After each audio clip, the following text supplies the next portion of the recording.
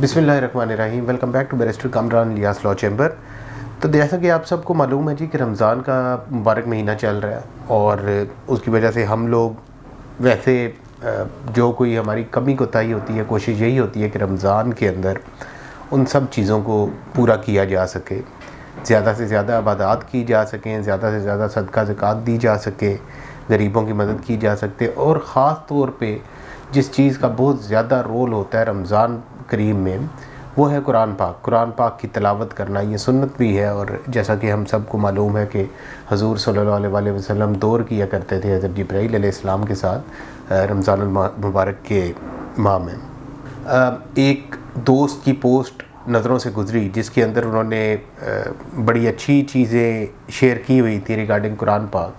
तो मैंने सोचा कि मैं भी rather than talking about something else, आज मैं सिर्फ़ इसी बारे में बात कर लेता हूँ कि कुरान पाक का मुख्तसर तरीन आपकी तफसीर के आप इसी अगर व्लॉग को देखते हैं तो आपको इंशाल्लाह ये पता चल जाएगा कि कुरान पाक के अंदर क्या क्या अहकामात हैं। उसके अंदर मुख्तलिफ़ जगहों पे अहकामात बटे हुए हैं, ज़ाहिर बात है, और it takes a long time to go through each one of those. लेकिन मैं ये कोशिश करूँगा कि आज इस छोटे से व्लॉग में वो तमाम चीज़ें कवर कर ली जाएँ ताकि एक बंदा भी इसे देख लेता है तो मुझे भी उसका फ़ायदा हो जाए रमज़ान के महीने की वसातत से, और आप लोग भी अगर देखते हैं तो आप लोगों को फ़ायदा हो और सदका जारिया भी है ये। तो देखें, कुरान पाक के अहकामात में सबसे पहले तो हम शुरू कर देते हैं सूरह बकरा।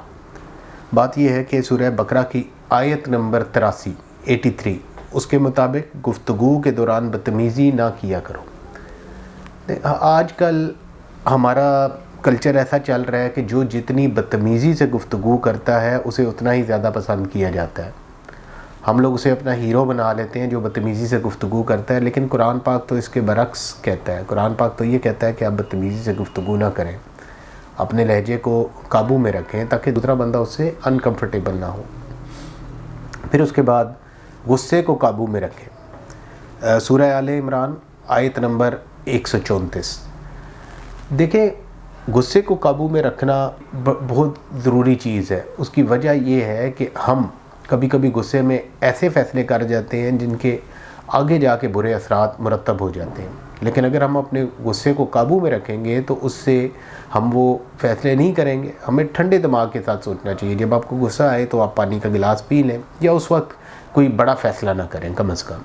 और ख़ास तौर पे रमज़ान के दिनों में तो ये एक नॉर्मल बात है कि आफ्टर, मैं ये कहता हूँ कि आपकी असर से मगरिब तक का जो टाइम होता है उसके दरमियान तो बंदे को बहुत गुस्सा आता है। वैसे ही गुस्सा आता है क्योंकि आपकी जिस्म में कोई चीज़ गई नहीं होती खाने पीने वाली, तो उसकी वजह से ये होता है कि आपका शुगर लेवल भी डाउन हुआ होता है, ब्लड प्रेशर भी डाउन हुआ। वैसे ब्लड प्रेशर हाई में गुस्सा आना चाहिए, लेकिन यहाँ पे ब्लड प्रेशर वैसे डाउन ही हुआ होता है। पल्स रेट भी आपका डाउन होता है। तो वो मतलब उसमें बंदे को समझ नहीं आ रही थी कि बंदा करे तो करे क्या। बहरहाल उसके बाद देखें, सूरह कसस की आयत नंबर 77 है। ये कहती है कि दूसरों के साथ भलाई करो।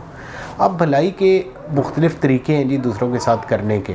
किसी को अच्छी एडवाइस दे देना, मशवरा दे देना, ये भी एक भलाई है। किसी को आप सपोर्ट कर देते हैं फाइनेंशियली, किसी को मोरली सपोर्ट कर देते हैं, ये सब की सब भलाई के ज़ुमरे में आती हैं। फिर उसके बाद सूरह नहल की आयत नंबर 23 है जो कहती है तकब्बर ना किया करो। तकब्बर ना किया करो। देखें, मैं आज ही देखें, तकब्बर इंसान की हैसियत क्या है जी, इंसान तकब्बर कर सके। हम जितना मर्जी हमारे पास पैसा हो, जो कुछ हो, लेकिन हमारी हैसियत तो ये है कि हम एक सांस भी एक्स्ट्रा नहीं ले सकते। हमारे हिस्से में तो जो लिख दी गई है वही है, उसके अलावा तो हमारे हिस्से में कोई नहीं है, ना ही हम उसके बारे में कुछ कर सकते। कहते हैं कि जिन लोगों ने एक मुकाम मेहनत करके टाइम लगा के हासिल किया होता है ना, वो डाउन टू अर्थ होते हैं, वो हम्बल होते हैं। लेकिन अगर किसी को कोई मुकाम अचानक मिल जाए ना तो उसके अंदर तकब्बुर आ जाता है, क्योंकि उसे पता नहीं होता कि वो अब इसके साथ वो इंसाफ कैसे करे, इसे जस्टिफाई कैसे करे। तो तकब्बर ना किया करो। तकब्बर अल्लाह ताला को सख्त नापसंद है। दूसरों की गलतियाँ माफ़ कर दिया करो। ये सूरह नूर की आयत नंबर 22 है। दूसरों की गलतियों को क्या हम माफ़ करते हैं? अगर देखा जाए तो ہم تو دوسروں کی غلطیوں کو معاف نہیں کرتے، ہم تو بلکہ اگر کسی نے کوئی غلطی کر دی ہے تو ہم تو پوری زندگی اس کی وہ غلطی دہراتے رہتے ہیں، اس کے سامنے لے کے آتے رہتے ہیں کہ بس تم سے یہ غلطی ہو گئی ہے۔ دیکھیں جی، حضرت آدم علیہ السلام نے غلطی کی تھی، اس کے بعد اللہ تعالیٰ نے الٹیمیٹلی انہیں معاف کر دیا تھا انہیں، خیر اس کے بعد ہم لوگ ایک آزمائش میں آ گئے۔ اگر ہم کوئی غلطی کر کے یہ بات سوچتے ہیں کہ اللہ تعالیٰ ہمیں معاف کر دے تو ہمیں بھی دوسروں کی غلطیوں کو معاف کر دینا چاہیے۔ اس کے بعد سورہ لقمان کی آیت نمبر 19 ہے کہ لوگوں کے ساتھ آہستہ بولا کرو، اور اسی کے ساتھ ہی دوسری بات ہے کہ اپنی آواز نیچی رکھا کرو۔ تو آہستہ بولنے کا مطلب یہ ہے کہ آپ دھیمے مزاج میں بات کریں تاکہ دوسرے بندے کو یہ فیل نہ ہو کہ آپ اسے ڈومینیٹ کرنے کی کوشش کر رہے ہیں۔ آپ دھیمے مزاج میں بات کریں، اور یہ قرآن پاک کا حکم ہے۔ دوسروں کا مذاق نہ اڑایا کرو، سورۃ الحجرات آیت نمبر 11۔ مذاق اڑانا تو آج کل ہماری سوشل نارم بن گئی ہے جی، کہ ہم جب تک مذاق نہ اڑائیں ہمارا تو کھانا ہی نہیں ہضم ہوتا۔ تو قرآن پاک میں اس چیز سے منع کیا گیا ہے، قرآن پاک میں تو اللہ تعالیٰ کے احکامات ہی ہیں۔ اب ہم کسی کا اگر مذاق اڑاتے ہیں، پتہ نہیں قیامت کے دن اس کے بدلے میں ہمارے ساتھ کیا ہوگا۔ والدین کی خدمت کیا کرو، والدین سے اف تک نہ کیا کرو، اور والدین کی اجازت کے بغیر ان کے کمرے میں نہ داخل ہوا کرو، سورہ نور آیت نمبر 58۔ دیکھیں یہ بات تو ویسے بھی ایک انڈرسٹوڈ بات ہے کہ والدین کی خدمت کرنا تو ہر اولاد کے اوپر فرض ہے۔ آپ کے والدین ہی ہوتے ہیں جو آپ کو پال پوس کے اتنا بڑا کرتے ہیں۔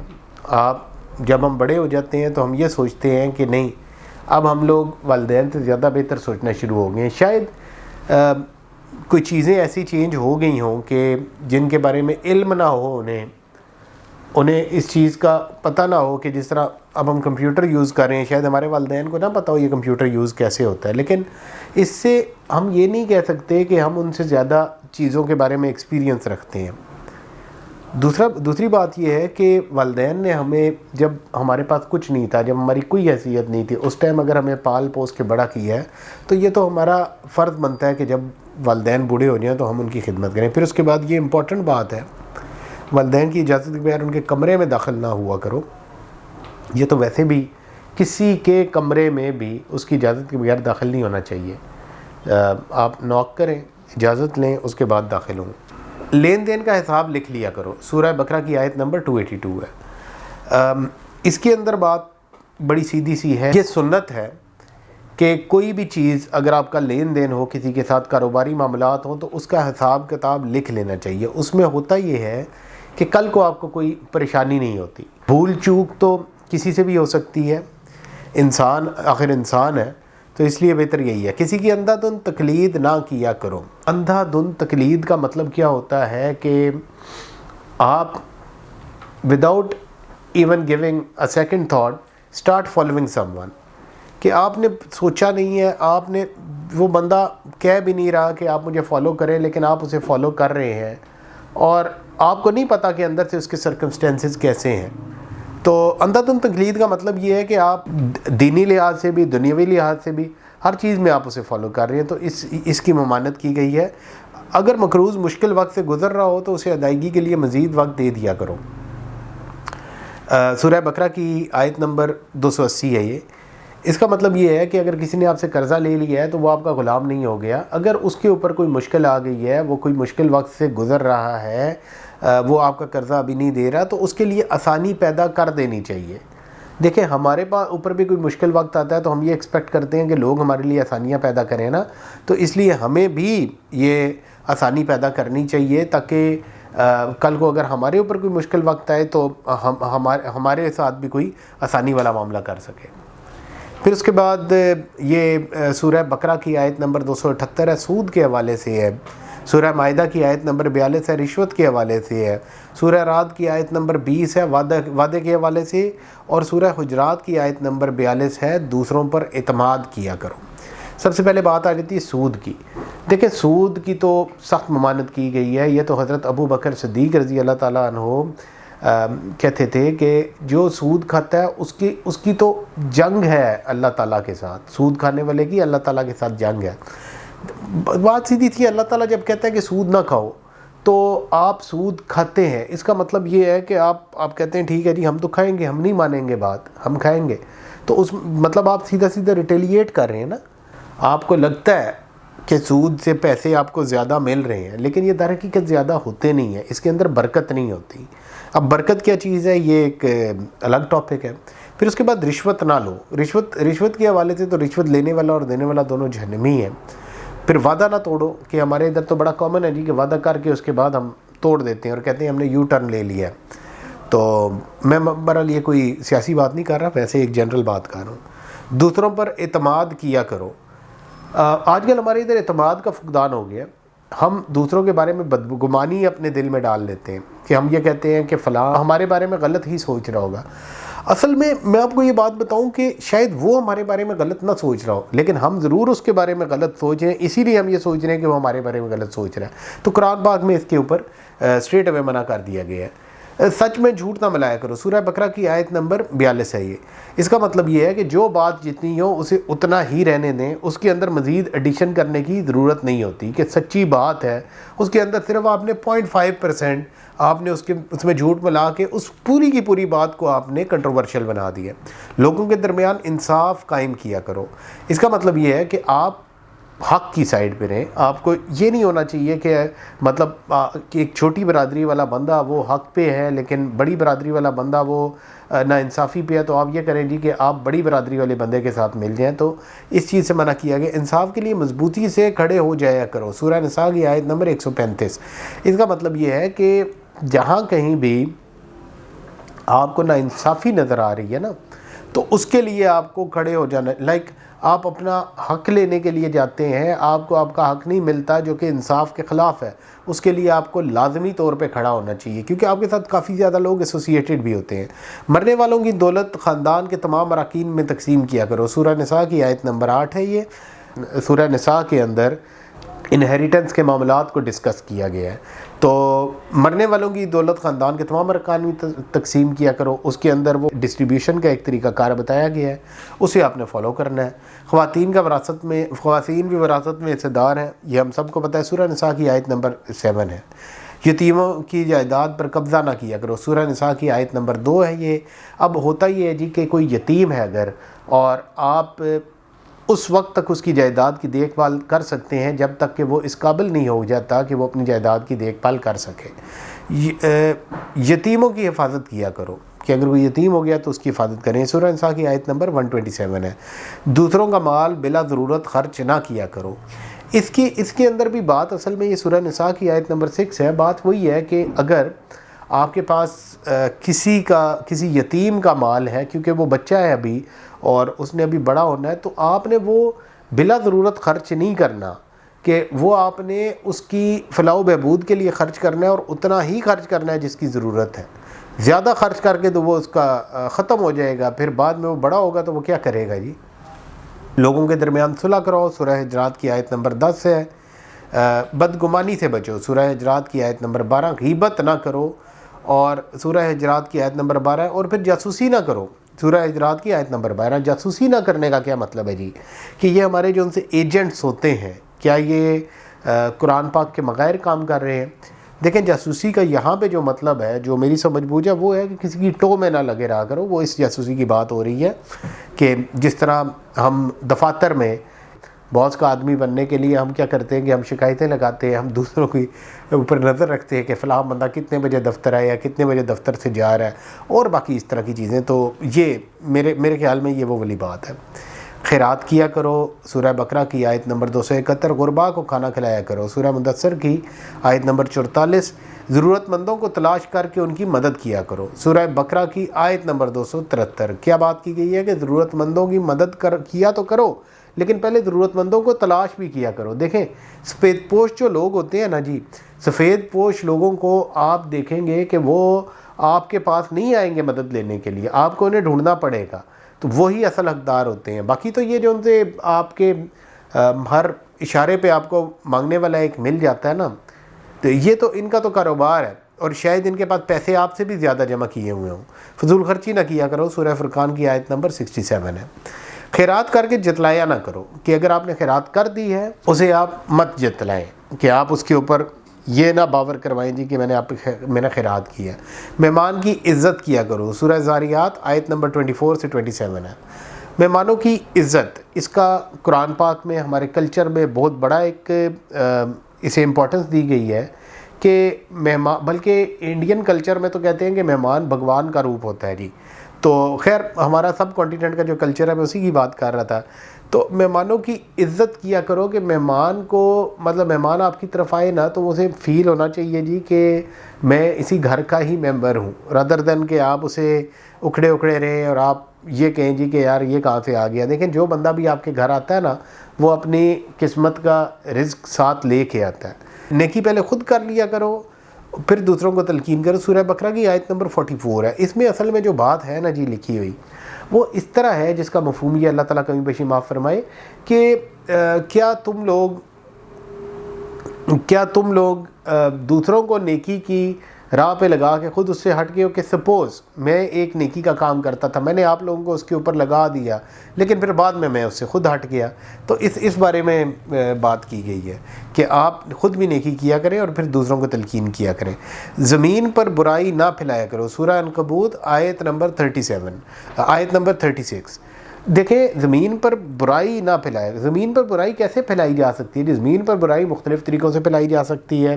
آپ قتل و غارت کر کے، آپ چوری ڈکیتی کر کے، اس کے بعد آپ لوگوں کا مال کھا کے، اس کے بعد آپ سوشل میڈیا پہ یہ جو غلط پوسٹیں کرتے ہیں، یہ آپ برائی کو، یہ تو بہت جلدی پھیلاتے ہیں آپ برائی کو کہ مطلب آپ نے فوراً ایک چیز کو وائرل کیا اور ایک چیز پتہ نہیں کتنے لوگوں تک چلی گئی. اب سپوز ایک بندے نے کوئی غلط چیز پھیلا دی ہے، وہ بندہ فوت ہو گیا جس نے وہ پھیلائی ہے. اب جب تک وہ چیز چلتی رہے گی، لوگوں تک پہنچتی رہے گی، اسے گناہ بدستور ملتا رہے گا اس کے فوت ہونے کے بعد بھی. یہ جس طرح آپ کو نیکیاں، اگر آپ نے کوئی نیکی کر دی ہے وہ اسی طرح آپ کو ڈبل ٹرپل ہو کہ جب تک آپ اگر فوت ہو جائیں، آپ نے صدقہ جاریہ کیا ہوا ہے تو اس کا آپ کو ثواب ملتا رہتا ہے. گناہ کا بھی یہی حساب ہے. لوگوں کو مسجد میں داخلے سے نہ روکو. سورہ بقرہ کی آیت نمبر 114 ہے کہ لوگوں کو مسجد میں داخل ہونے دیں. اس کے اندر ایک بات اور بھی ہے کہ اس کے اندر عورتوں کا ایک مسئلہ آ جاتا ہے کہ کیا عورتوں کو مساجد میں جانا چاہیے. دیکھیں وہ مساجد جس کے اندر عورتوں کے لیے ایک الگ انتظام کیا ہوتا ہے، عورتوں کو بالکل مساجد میں جانا چاہیے. جنگ کے دوران جنگ کے آداب کا خیال رکھا کرو. سورہ بقرہ کی آیت نمبر 190 ہے. جنگ کی آداب کیا ہوتے ہیں کہ آپ نے بچوں کے اوپر ہاتھ نہیں اٹھانا، آپ نے اس کے علاوہ درختوں کو آپ نے نہیں کاٹنا، جانور مویشیوں کو آپ نے نہیں مارنا. اس طرح کے اس کے آداب ہیں جس کے اوپر یہ مطلب ایک لمبی بات چیت ہو سکتی ہے کہ مطلب ایون آپ جنگ کر رہے ہیں. وہ کہتے ہیں نا کہ محبت اور جنگ میں سب کچھ جائز ہوتا ہے، لیکن قرآن پاک کہتا ہے کہ جنگ کے دوران جنگ کے آداب کا خیال رکھا کرو کہ جنگ کے بھی کچھ قوانین ہیں، جنگ کے بھی آداب ہیں، ان کا بھی آپ نے خیال رکھنا ہے. سب کچھ جائز نہیں ہوتا، دونوں صورتوں میں سب کچھ جائز نہیں ہوتا. جنگ کے دوران پیٹھ نہ دکھاؤ. سورہ انفال کی آیت نمبر 15 ہے کہ اگر آپ نے جنگ شروع کر دی ہے کافروں کے ساتھ تو اس کے بعد اگر آپ نے پیٹھ دکھا دی تو مطلب آپ پھر کہاں کے مسلمان رہے. مذہب میں کوئی سختی نہیں. سورہ بقرہ کی آیت نمبر 256. مذہب میں کوئی سختی نہیں، اس کا مطلب ہرگز یہ نہیں ہے کہ سب کو کھلا چھوڑ دیا جائے کہ آپ اپنی مرضی سے جو مرضی ہے کرنے. دیکھیں جی آپ اس بارے پہ میں بہت لمبی چوڑی بحث ہو سکتی ہے، لیکن میں ایک چھوٹی سی بات کروں گا کہ ایون اگر آپ کو یہ لگے نا کہ آپ کا بچہ کچھ غلط کر رہا ہے تو آپ اس پہ سختی کریں گے اسے صحیح راستے پہ لانے کے لیے. کہ اگر آپ کا بچہ چھلانگ مارنا چاہتا ہے چھت سے، آپ کہیں یار کوئی سختی نہیں ہے جو مرضی ہے کرے، نہیں، آپ اسے روکیں گے بالکل. اسی طرح مذہب کے اندر بھی ایک لمٹ تک آپ سختی کر سکتے ہیں. آپ دیکھیں نا 7 سال کے بچے کے اوپر کو آپ نے نماز سکھانی ہے اور جب وہ 10 سال کا ہوگا تو اس کے اوپر آپ نے مطلب ہاتھ اٹھا کے اسے نماز پڑھانی ہے، زبردستی آپ نے اسے نماز پڑھانی ہے. تو سختی تو یہاں پہ آ گئی نا. یہی سختی ہے، اتنی ہے کہ آپ مطلب ایک لائن پہ جب لگ جاتے ہیں تو اس کے بعد کوئی سختی نہیں ہے، آپ کو سمجھ بوجھ ہو جاتی ہے. پھر حکمران کو میرٹ پر منتخب کرو. سورہ بقرہ آیت نمبر 247 ہے. اب یہ جو بات ہے نا میرٹ کی، یہ بات ادھر وہ نہیں ہو رہی ہماری جو جمہوریت میں جو ہوتا ہے اس کی بات نہیں ہو رہی. یہ بات ہو رہی ہے کہ اس ٹائم جب خلفائے راشدین ہوتے تھے، جب وہ لوگ ہوتے تھے، ان کے اندر سے حکمران کیسے چنا جاتا تھا، اس میرٹ کی بات ہو رہی ہے. کسی پر اس کی ہمت سے زیادہ بوجھ نہ ڈالو. سورہ بقرہ کی آیت نمبر 286. دیکھیں ویسے بھی یہ بات تو سورہ بقرہ کی آخری 2 آیات ہے، اس کے اندر بھی لکھی گئی ہے کہ اللہ تعالیٰ کسی انسان پر اس کی ہمت سے زیادہ بوجھ نہیں ڈالتا. تو ہمیں بھی اس چیز کا خیال رکھنا چاہیے کہ اگر ایک بندہ، سپوز میرے پاس ایک ورکر ہے، مجھے یہ پتہ ہے کہ وہ 5 گھنٹے کام کر سکتا ہے، میں اسے 8 گھنٹے کام کروانے کی کوشش کروں تو یہ اس کے اوپر زیادہ بوجھ ہے. یا میں اس سے ایسا کام لینے کی کوشش کروں جسے کرنے کی اس کی اہلیت ہی نہ ہو، وہ کر ہی نہ سکتا ہو، وہ اس کے اوپر بوجھ ہے. کائنات کی تخلیق اور اس کے عجائب کے بارے میں گہرائی سے غور کرو. سورہ آل عمران آیت نمبر 190. عورتیں اور مرد اعمال کے برابر حصہ پائیں گے. سورہ عمران آیت نمبر 195 کہ مردوں اور عورتوں میں کوئی فرق نہیں ہے اعمال کے حوالے سے. پھر منافقت سے بچو. سورہ بقرہ 14 سے 16. منافقت یہ کہ بڑا امپورٹنٹ سبجیکٹ ہے. منافقت کیا ہے جی؟ منافق کو پہچاننا. دیکھیں حضور صلی اللہ علیہ وسلم کے دور میں تو انہیں وحی مل آ جاتی تھی نا کہ فلاں منافق ہے فلاں نہیں. تو ہمیں کوئی وحی نہیں آتی، اور منافق کو پہچاننا تو بہت مشکل کام ہے جی. وہ تو مطلب وہ کہتے ہیں نا کہ ایک اندھیری رات ہو، کالی پہاڑی ہو، اس کالی پہاڑی کے اوپر ایک کالی چونٹی چل رہی ہو، اس طرح منافق ہوتا ہے. آپ کو منافق پہچاننا بہت مشکل ہوتا ہے. بہرحال کچھ اس کی نشانیاں ہیں جس کے اوپر ہم بات کر سکتے ہیں. بعض رشتہ داروں سے شادی حرام ہے. اس کے اندر یہ سورہ نساء کی آیت نمبر 23 ہے. پھر مرد خاندان کا سربراہ ہے، یہ سورہ نساء کی آیت نمبر 34 ہے. اس کے اندر یہ بات آج کل خواتین کو کچھ یہ غلط فہمی ہے کہ وہ کمانا شروع ہو گئی ہیں تو وہ گھر کی سربراہ ہیں. خاتون گھر کی سربراہ نہیں ہوتی. گھر کا سربراہ ہمیشہ مرد ہوتا ہے. جس گھر کے سربراہی اور جس گھر کے فیصلے خاتون کے ہاتھ میں چلے جائیں، اس گھر کے اندر پرابلمز ہی پرابلمز ہوتی ہیں جی. آپ کے اندر سے پھر کوئی لیڈر پیدا نہیں ہو سکتا اس گھر کے اندر سے. بخیل نہ بنو. سورہ نساء کی آیت نمبر 37 ہے کہ بخل سے بچو. کہ اگر کسی کو کوئی آپ نے مشورہ بھی دینا ہے تو وہ آپ کھل کے اسے دیں، یہ نہیں کہ آپ بخل کا مظاہرہ کریں. پھر حسد نہ کرو. یہ سورہ نساء کی آیت نمبر 54 ہے. حسد سے روکا گیا ہے. حسد کیا ہے کہ اگر کوئی سپوز میرا کوئی دوست، میرا کوئی بھائی بڑے مقام پہ پہنچ جاتا ہے تو میں اس پہ رشک کروں، میں کہوں کہ اللہ کا بڑا کرم ہوا ہے، رادر دین کہ میں اسے حسد کرنا شروع کر دوں. حسد یہ ہوتا ہے کہ دل کے اندر آپ کے برا خیال آنا کہ یار یہ کس طرح پہنچ گیا ہے، مجھے پہنچنا چاہیے تھا. ایک دوسرے کو قتل نہ کرو. سورہ نساء کی آیت نمبر 29 ہے. فریبی کی وکالت نہ کرو. سورہ نساء کی آیت نمبر 135 ہے. یہ وکالت کی بات آ گئی ہے اور فریبی کی وکالت کی بات آ گئی ہے تو بات یہ ہے کہ آپ مطلب اس میں یہ بات یہ ہے کہ سچ کو سپریس نہ کریں. جی یہ آج کی ویڈیو کافی لمبی چلی گئی ہے تو اب انشاءاللہ کوشش یہ کروں گا کہ اگلی ویڈیو آپ کے پاس 1-2 دن میں لے کے آ جاؤں. جیسے ہی مجھے ٹائم ملتا ہے انشاءاللہ دوسری ویڈیو بھی بنا کے، تاکہ جتنے احکامات مجھے پتہ ہیں وہ ایک دفعہ آپ لوگوں کے ساتھ سب کے ساتھ شیئر کر دیے جائیں تو آپ لوگوں کو بھی رمضان میں فائدہ ہو جائے اور مجھے بھی کوئی فائدہ ہو جائے. تو thank you very much for being with me جی. السلام علیکم.